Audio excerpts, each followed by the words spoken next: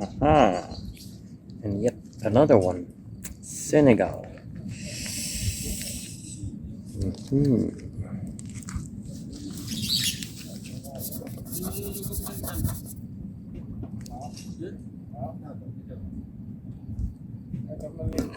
Good enough.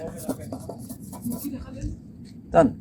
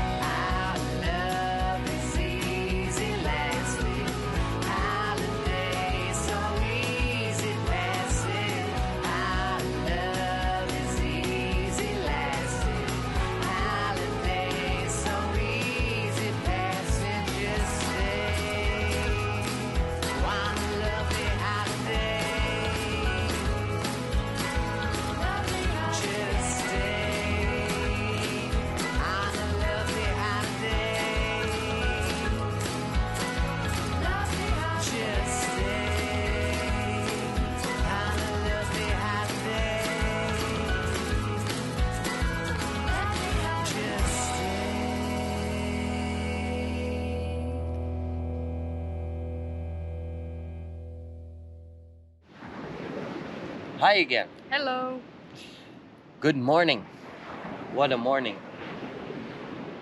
View on the sea, quiet, some fishermen in the back. Very nice spot. So we're in Senegal now. Zebra Bar.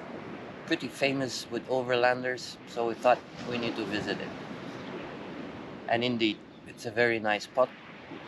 We read some negative comments on iOverlander, but for us, it's a perfect place.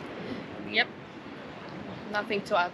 No, it's clean, they're friendly. Okay, people were complaining about prices, but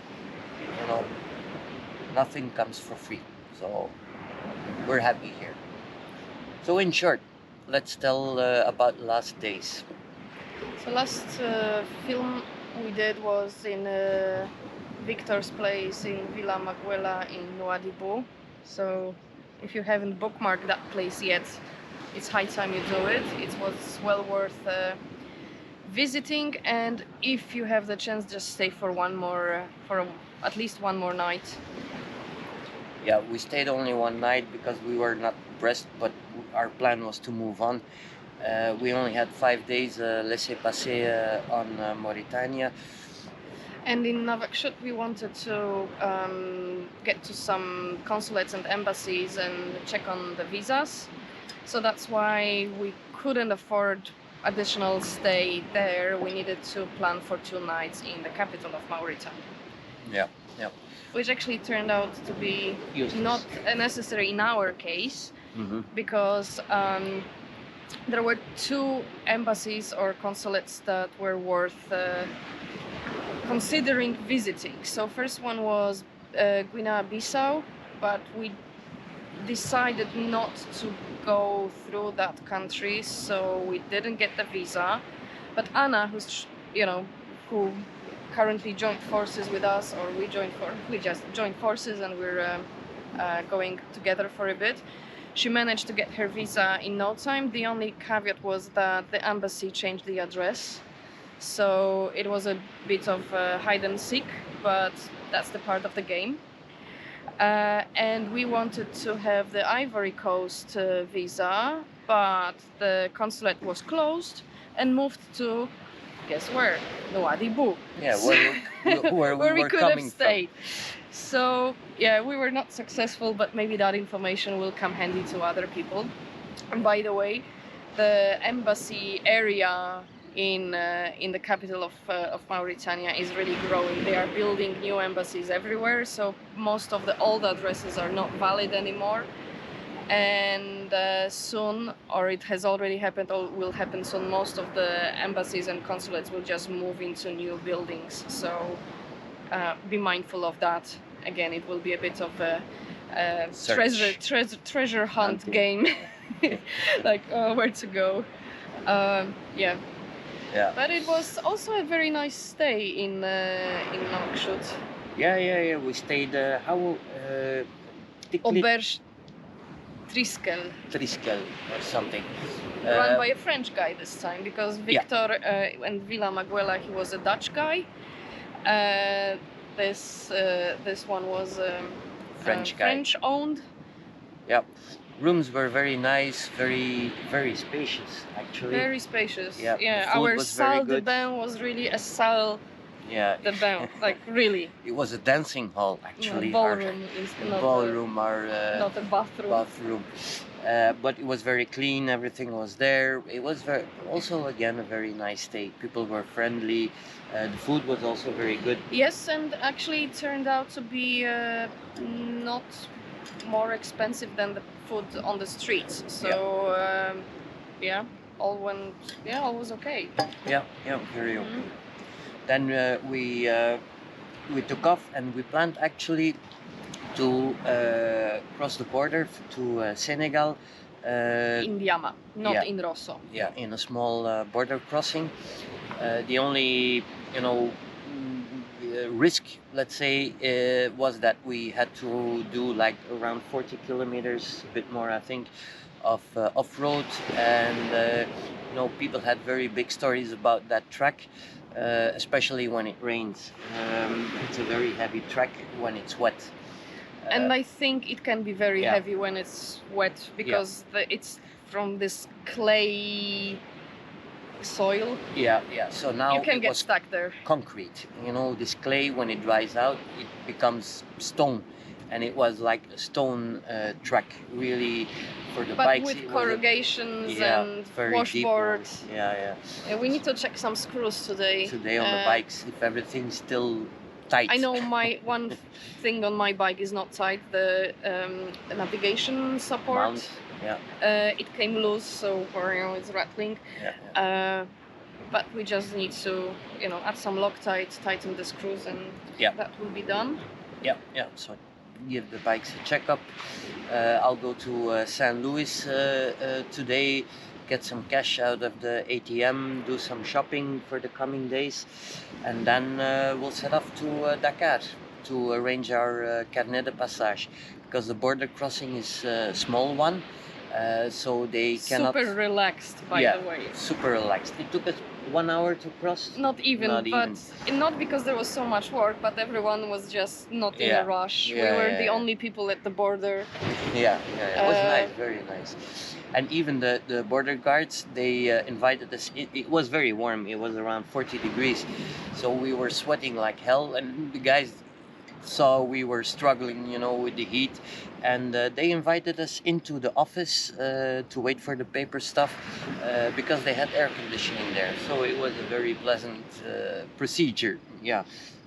Again, very friendly, very open. Really, really. Yeah, the fixers were not. I mean, there were a couple of them, but they were not very annoying. If you told No. them no, then it was a no. Okay. Yeah, they were not pushing too hard. Yeah, if we said we don't want the insurance, they said like, okay, your choice. Nobody was pushing, nobody anything. Anna, she met two Italian guys on the way, because that part we did separately.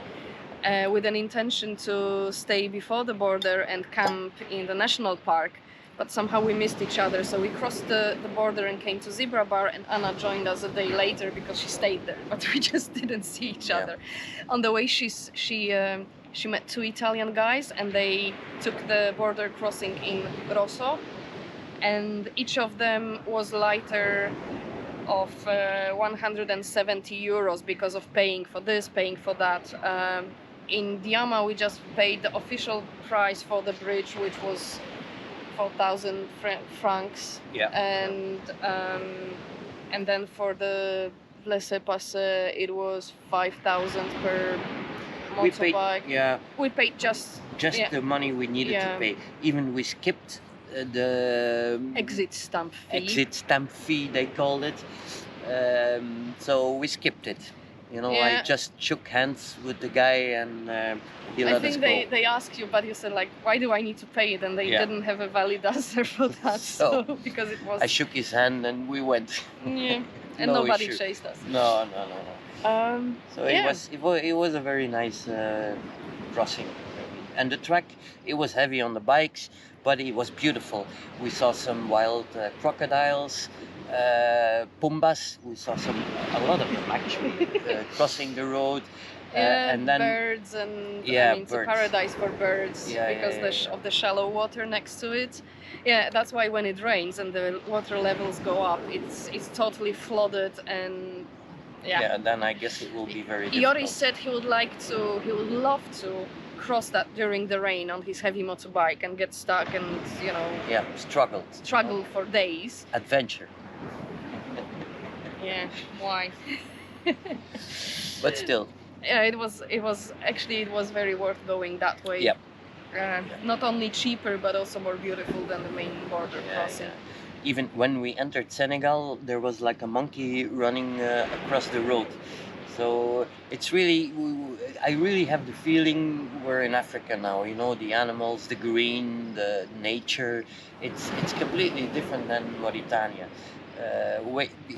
Still, Mauritania was very beautiful. Beautiful, yeah.